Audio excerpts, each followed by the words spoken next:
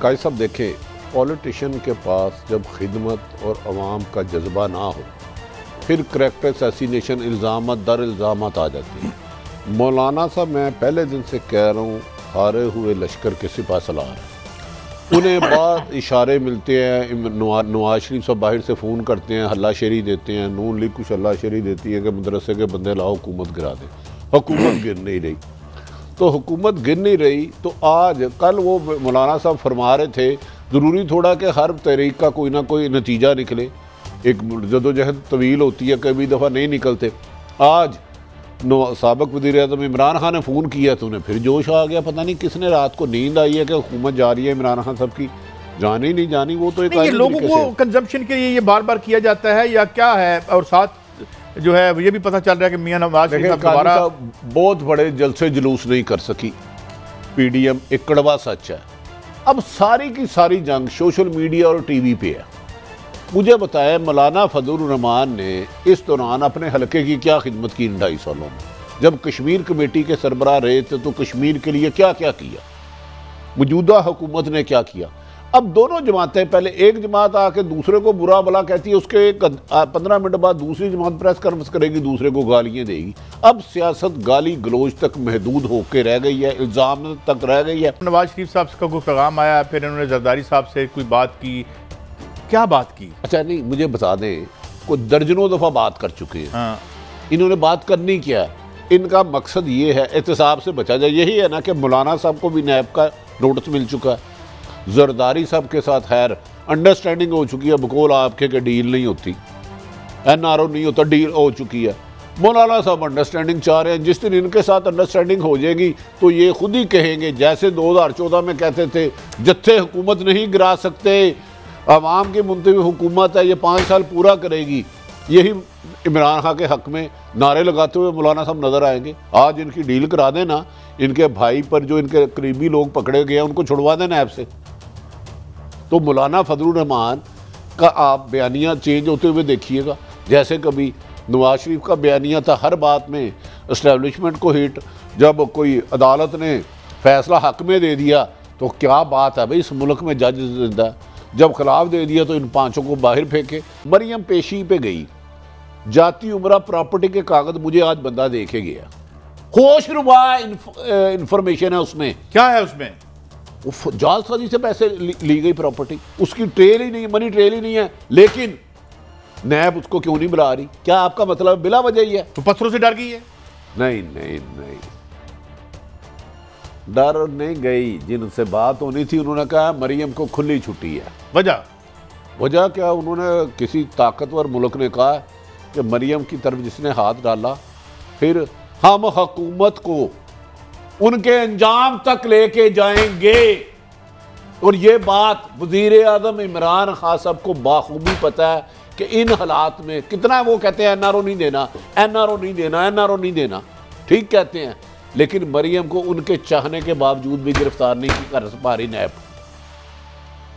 नैब को किसने रोका मुझे नहीं पता, मैं नहीं जानता। मिडिल ईस्टर्न मुल्क में ने कहा है। देखें आपके जब उनके तो आप अपने लाले पड़े हुए हैं, उनके 3-4 ममालिक में आपकी अरबों रुपए की इन्वेस्टमेंट हो, आपकी एक मुल्क में इन्वेस्टमेंट है आपके साहब का हुक्मरानों की, आप उनके दौलत का हुजम बता दें कितना। तुर्की से आ गया फोन, आ गया, और इस्लामाबाद के इर्द गिर्द लोगों ने कहा है कि भाई हमने अब कह दिया मरियम को। उन्होंने ही कहा है जिन्होंने नवाज शरीफ को बाहर भेजा था, और इमरान खान को भी कहा है आप जितना मर्जी करें मरियम रेस्ट नहीं होगी। इमरान खान ने अपने 2 आईनी माहिरीन बुलाए, नैब वाले केस पे 2 आईनी माहिरीन। उन्होंने कहा ये बताएं जिस पे नैब ने मरियम नवाज साहबा को बुलाया था, इस केस में वेट है? उन्होंने कहा जी 100% है, इसमें उनके खिलाफ बड़ा मजबूत रेफरेंस जा सकता है।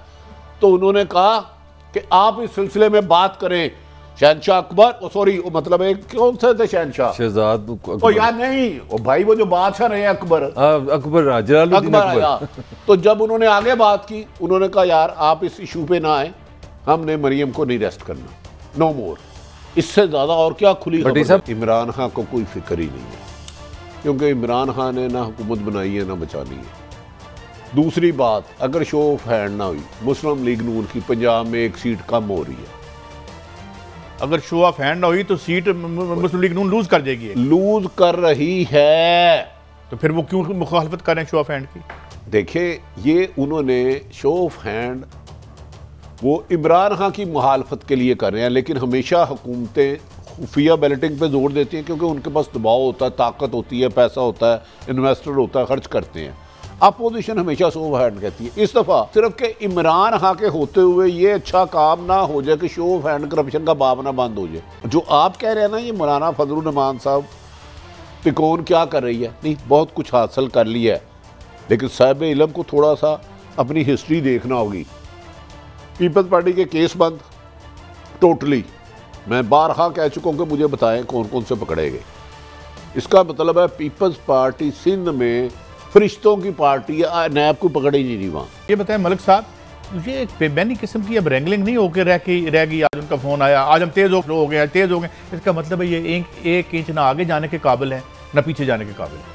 देखिए, एक बात तो सच्ची है कि बयानिया जो है ना, मैं समझता हूँ अपोजिशन ने अपने पाँव पे कुल्हाड़ी इसलिए मारी कि कंसिस्टेंसी नहीं है, मुस्तकिल मजाजी नहीं। अगर आपने अपोजिशन से लड़ना, अपना इस्टेब्लिशमेंट से लड़ना था तो लड़ते रहते, अगर आपने नहीं लड़ना था तो शुरू ना करते। तो मुझे लगा कि ये सुबह कुछ है, शाम को कुछ है।